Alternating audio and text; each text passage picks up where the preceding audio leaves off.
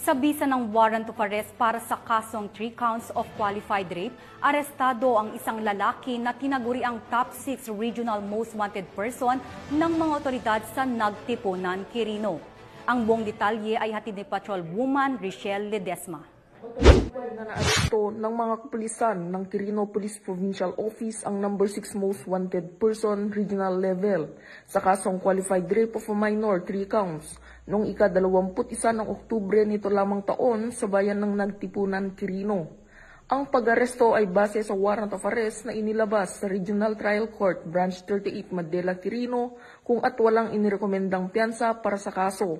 Ayon sa Quirino Police Provincial Office, isinagawa ang pag-aresto sa umiiral na legal na proseso, ipinaalam sa akusado ang kanyang mga karapatan alinsunod sa Miranda Doctrine. Ayon kay Police Colonel Paul E. Gamido, Provincial Director, ang Quirino Police Provincial Office ay mananatiling determinado sa pagsugpo sa krimen at mapapanatili ang kaayusan at hinikayat ang taumbayan ng hustisya ay mananaig sa kanilang lalawigan sa patuloy na pagsusumikap ng mga kapulisan para sa kaligtasan at kapakanan ng bawat mamamayan. Dito sa Police Regional Office 2, ako ang inyong Police News Network Correspondent, Patrolwoman Ledesma, alagad ng batas, taga-taguyod ng Balitang Pulis.